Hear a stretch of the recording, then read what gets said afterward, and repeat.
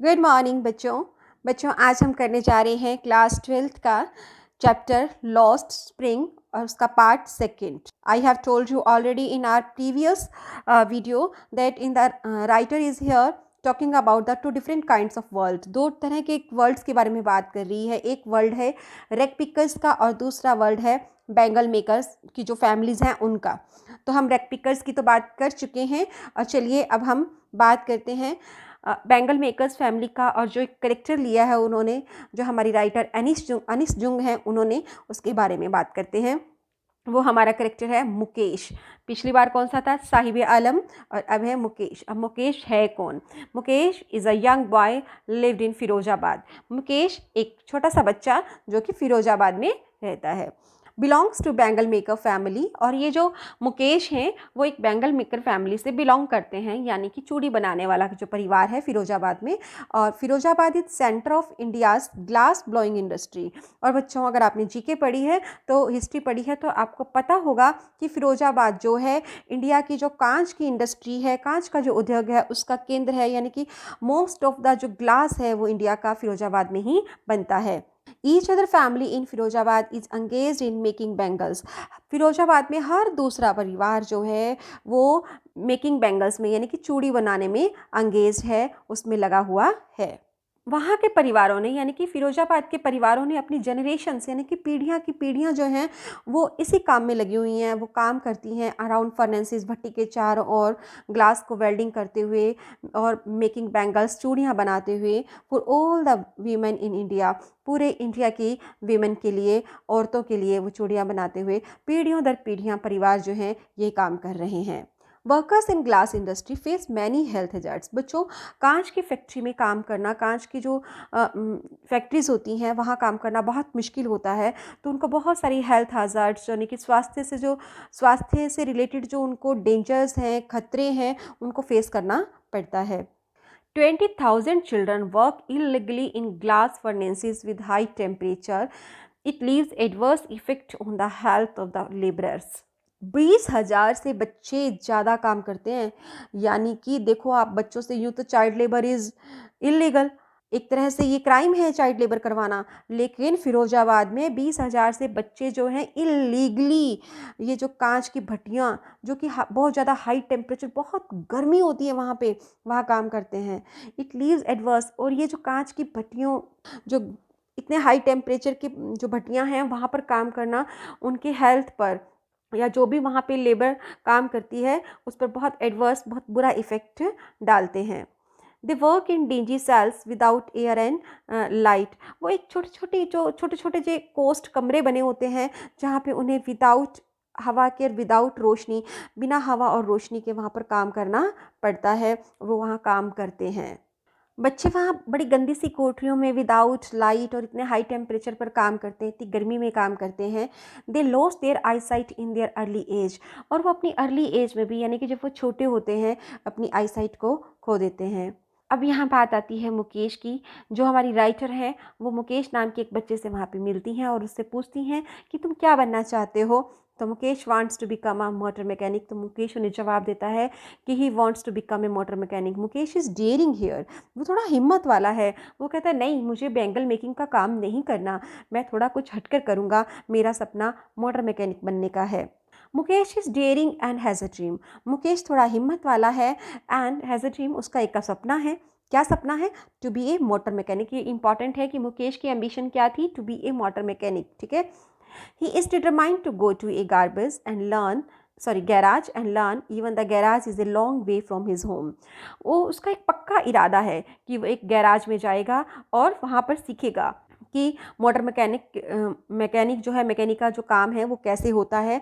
वो उसका सपना वो पूरा करेगा. और यहाँ तक कि गैराज जो है उसके घर से बहुत ज़्यादा दूर है, तब भी वो वहाँ जाने की इच्छा रखता है.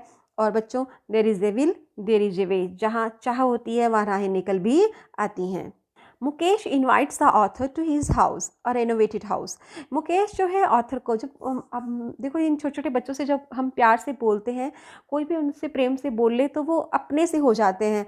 तो मुकेश से जब वो अनीश चुंग बहुत प्यार से बात करती हैं और 2-4 बार मिलती हैं, तो मुकेश उन्हें इनवाइट करता है कि चलो मैम आप हमारे घर चलो ना। और उससे कहता है कि हमने ये घर नया बनाया है, रेनोवेट किया है, इसे पूरा ठीक से करवाया है। फिर क्या करती हैं, ऑथर जाती हैं उसके साथ में। Author describes the homes and surroundings.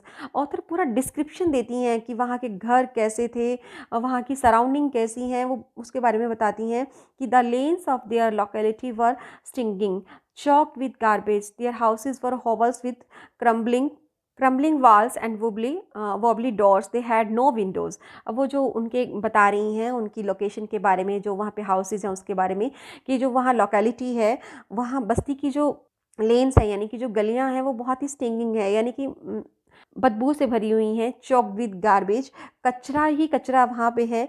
There houses were hovers with crumbling walls, उनके जो झोंपड़ी नुमा घर है वो, उनकी जो दीवारें हैं वो क्रम्बल हो रही हैं यानी कि टूट रही हैं। और दरवाजे वुबली वोबली यानी कि लड़खड़ाते से दरवाजे हैं, चर चर करते हुए दरवाजे हैं।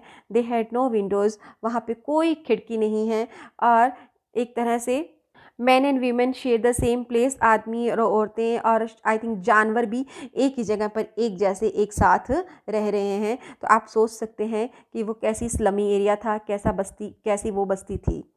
अब यहाँ पर जो हमारी राइटर हैं अनीश चुंग, वो बात कर रही हैं मुकेश की फैमिली के बारे में। In Mukesh family, his father, his brother, his sister in law, his grandmother, उसके पिताजी हैं, उसका भाई, उसकी भाभी और उसकी दादी माँ हैं।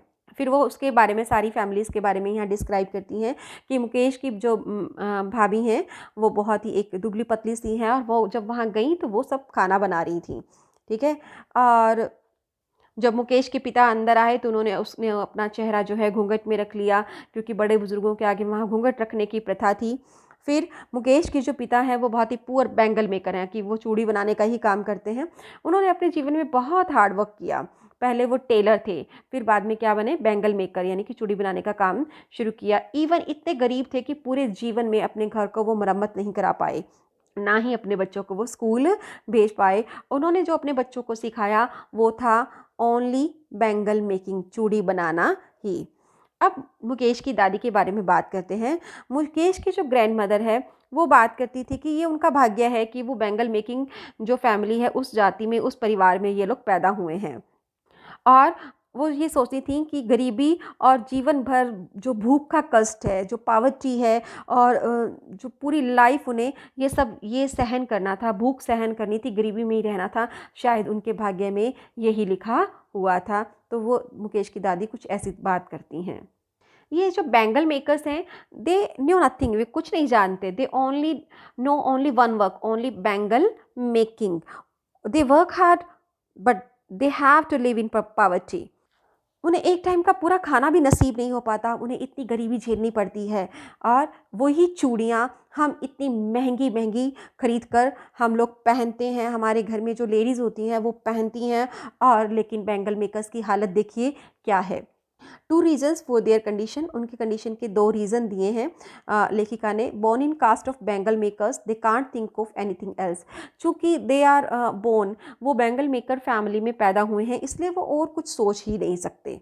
They consider it their destiny, वो सब अपनी पॉवर्टी को और बैंगल मेकिंग फैमिली में पैदा होना और बैंगल मेकिंग बनाना, बैंगल्स को बनाना और कांच की जो फैक्ट्रीज है उसमें काम करना, उसे वो अपना भाग्य मानते हैं, वो इसे एक्सेप्ट कर चुके हैं। फिर वो बात करती हैं लेखिका, the money landers, the middle man, the police man, the keepers of law, the bureaucrats and the politician. ये सब जो हैं मनी लैंडर्स यानी कि जो उधार देते हैं लोग, मिडल मैन यानी बिचौलिए, पुलिस और कानून के जो रखवाले हैं, नौकरशाह लोग जो हैं, जो राजनेता हैं, ये दे डू नॉट वांट, वे नहीं चाहते हैं कि उनकी जो कम्युनिटी है यानी कि बैंगल मेकर्स की जो कम्युनिटी है वो डेवलप हो पाए, वो रेज हो पाए due to their selfish reason. और वो इसलिए चाहते हैं क्योंकि उनके पीछे कोई उनके अपने खुद के निहित स्वार्थ हैं। ये जो बैंगल मेकर्स हैं, they are the victims of middle man and money lenders. मतलब वो मनी लैंडर्स क्योंकि उनको उधार, गरीब हैं तो उनको पैसे चाहिए, और वो बिचौलियों और इन जो जो उनको कर्ज देते हैं वो उनका एक्सप्लॉइटेशन करते हैं, उनको बुरी तरह से एक्सप्लॉइट करते हैं ये।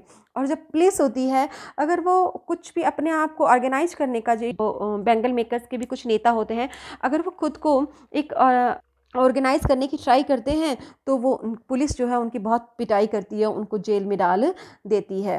And they have no leader among them to help them. और उनकी अपनी ही कम्युनिटी में उनको कोई लीड करने वाला नहीं है, उनकी कोई हेल्प करने वाला नहीं है।